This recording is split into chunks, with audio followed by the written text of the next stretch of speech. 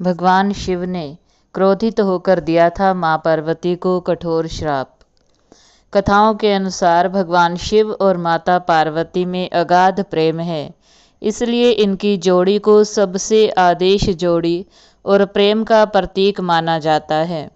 लेकिन एक बार भगवान शिव माँ पार्वती से इतने ज़्यादा क्रोधित हो गए थे कि उनको श्राप तक दे डाला था। आइए इस पौराणिक कथा के बारे में विस्तार से जानते हैं।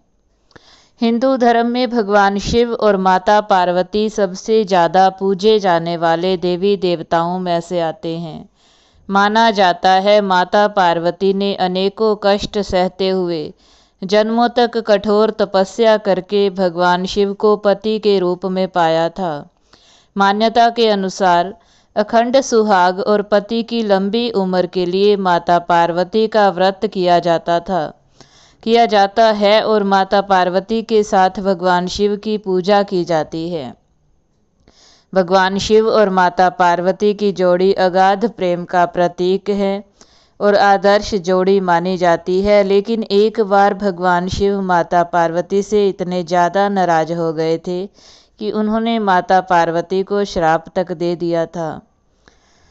माता पार्वती ने 108 जन्मों की घोर तपस्या के बाद भगवान शिव को पति के रूप में पाया था। माँ पार्वती का भगवान शिव के प्रति अगाध प्रेम था। एक आदर्श पत्नी की तरह माँ पार्वती भगवान शिव की सभी बातों का पालन करती थी और जब भगवान शिव कुछ बोला करते थे तो उसको पूरे ध्यान से सुनती थी। एक बार भगवान शिव माँ पार्वती को ब्रह्म ज्ञान देने के लिए सृष्टि की कथा सुना रहे थे।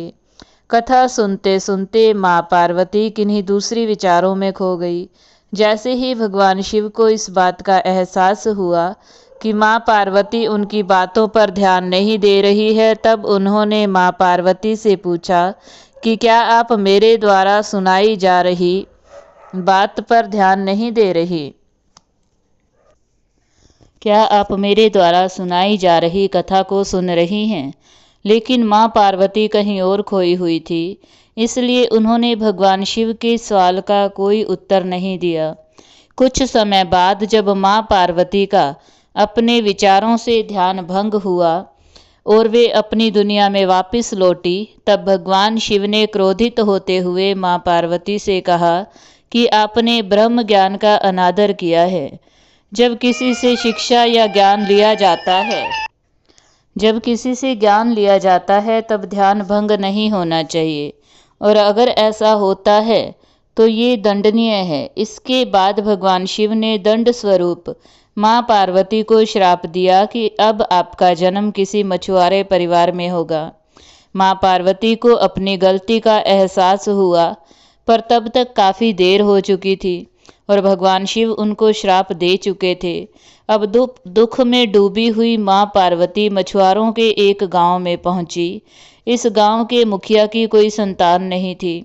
एक दिन वो मछली पकड़ने के लिए तालाब जा रहा था, तब उसको रास्ते में एक पेड़ के नीचे एक कन्या बैठी हुई मिली, जो कि वास्तव में कन्या के रूप में माँ पार्वती थी। वह नन्ही कन्या पूरी तरह से वहाँ अकेली थी, उसके साथ कोई भी नहीं था। तब मछुआरे ने इस घटना को प्रभु की कृपा समझा और उस नन्ही कन्या को अपने साथ अपने घर ले आया। माँ पार्वती उसी घर में कन्या के रूप में रहने लगी। इस तरह माँ पार्वती को अपना एक जन्म भगवान शिव के श्राप के कारण मछुआरे के घर में काटना पड़ा।